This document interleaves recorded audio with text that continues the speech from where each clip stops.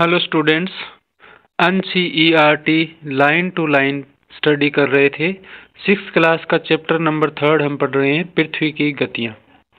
आइए देखते हैं। जैसा कि आप जानते हैं, पृथ्वी की गतियां दो प्रकार की है, घूर्णन एवं परिक्रमण। घूर्णन और परिक्रमण क्या होते हैं देख लेते हैं। देखिए, जैसे कि ये सूर्य के चारों ओर परिक्रमण पथ है। सूर्य है, यहाँ ये पृथ्वी है। अब जब पृथ्वी अपने अक्ष पर ऐसे चारों तरफ घूम रही है, यानी कि अपने बिंदु के ऊपर अक्ष क्या होता है, ये पृथ्वी है। इसके बीच में से एक रेखा होती है, काल्पनिक रेखा होती है, उसे अक्ष कहा जाता है, एक्सिस कहा जाता है। अब जब पृथ्वी अपने ही अक्ष पर इस प्रकार घूमती है तो उसे घूर्णन कहा जाता है। परिक्रमण क्या होता है, जब पृथ्वी सूर्य के चारों ओर इस प्रकार चक्कर लगाती है। सूर्य के चारों ओर चक्कर लगाने की प्रक्रिया को परिक्रमण कहा जाता है। बाकी लेसन में क्या दिया है हम देख लेते हैं लाइन टू लाइन। सूर्य के चारों ओर एक स्थिर कक्षा में पृथ्वी की गति को परिक्रमण कहते हैं। पृथ्वी का अपने अक्ष पर घूमना घूर्णन कहलाता है।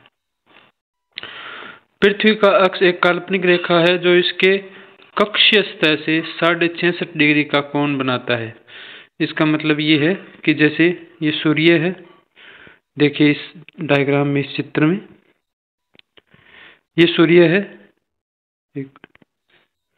इसके ये जो है ये कक्षीय तल है। ये जो कोण है वो 66.5 डिग्री का है, जबकि अक्ष के साथ ये 23.5 डिग्री का है। ये जो कोण है वो 23.5 डिग्री का है, ये अक्ष के साथ बनाता है, जबकि कक्षीय कक्ष के साथ 66.5 डिग्री का कोण बनता है। पृथ्वी सूर्य से प्रकाश प्राप्त करती है। पृथ्वी का आकार गोले के समान है, इसलिए एक समय में सिर्फ इसके आधे भाग पर ही सूर्य की रोशनी प्राप्त हो सकती है। सूर्य की ओर वाले भाग में दिन होता है, जबकि दूसरे भाग में सूर्य से दूर होता है, वहां रात होती है। ग्लोब पर यह वृत्त जो दिन और रात को विभाजित करता है उसे प्रदीप्ति वृत्त कहते हैं।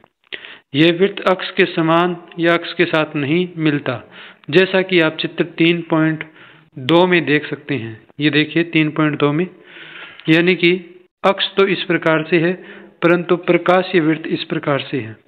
ठीक है, ये अंतर होता है इसमें। पृथ्वी अपने अक्ष पर चक्कर पूरा करने में 24 घंटे का समय लेती है। घूर्णन के समय काल को पृथ्वी का दिन कहा जाता है। यह पृथ्वी की दैनिक गति है। देखिए, विषुवत रेखा, कर्क रेखा, मकर रेखा, इन सब के बारे में बेसिक वीडियोस बनाई जा चुकी है, आप उनको भी देख सकते हैं, काफी अच्छी वीडियोस हैं। अगर पृथ्वी घूर्णन नहीं करे तो क्या होगा? सूर्य के तरफ वाले पृथ्वी के भाग में हमेशा दिन होगा, जिसके कारण उस भाग में गर्मी लगातार पड़ेगी। दूसरे भाग में हमेशा अंधेरा छाया रहेगा या पूरे समय ठंड पड़ेगी। इस तरह की अवस्था में जीवन संभव नहीं हो पाएगा। पृथ्वी की दूसरी गति जो सूर्य के चारों ओर कक्ष में होती है उसे परिक्रमण कहा जाता है। पृथ्वी एक वर्ष में 365 दिन और 6 घंटे का समय लेती है, यानी कि पृथ्वी सूर्य के चारों ओर चक्कर 365 दिन 6 घंटे में पूरा कर लेती है। हम लोग एक वर्ष में 365 दिन ही मानते हैं तथा सुविधा के लिए 6 घंटे इसमें नहीं जोड़ते, परंतु 4 वर्षों के बाद प्रत्येक चौथे वर्ष में 6 घंटे मिलकर के 24 घंटे के बराबर हो जाते हैं। इसके अतिरिक्त दिन को फरवरी के महीने में जोड़ दिया जाता है। इस प्रकार प्रत्येक चौथे वर्ष फरवरी का माह 28 के बदले 29 दिन का होता है। ऐसा वर्ष जिसमें 366 दिन होते हैं उसे लीप वर्ष कहा जाता है। पता लगाइए कि अगला लीप वर्ष कब होगा, यानी कि ये आपके लिए टास्क है, बच्चों के लिए टास्क है। चित्र 3.3 से स्पष्ट है कि पृथ्वी दीर्घवृत्ताकार पथ पर सूर्य के चारों ओर चक्कर लगाती है। ये 3.3 है चित्र, इसमें आप देख सकते हैं पृथ्वी सूर्य के चारों ओर दीर्घवृत्ताकार रूप में चक्कर लगा रही है। ठीक है, ध्यान दीजिए कि पृथ्वी पूरे कक्ष में एक ही दिशा में झुकी हुई है। सामान्यतः एक वर्ष को गर्मी, सर्दी, वसंत, शरद ऋतुओं में बांटा जाता है। ऋतुओं में परिवर्तन सूर्य के चारों ओर पृथ्वी की स्थिति में परिवर्तन के कारण होता है। चित्र 3.3 में आप देखेंगे कि 21 जून को सूर्य उत्तरी गोलार्ध में सूर्य की तरफ झुका होता है। सूर्य की किरणें कर्क रेखा पर सीधी पड़ती है।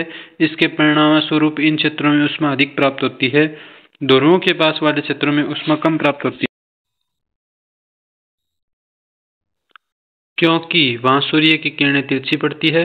उत्तर ध्रुव सूर्य की तरफ झुका होता है तथा उत्तरी ध्रुव रेखा के बाद वाले भागों पर लगभग 6 महीने तक लगातार दिन रहता है।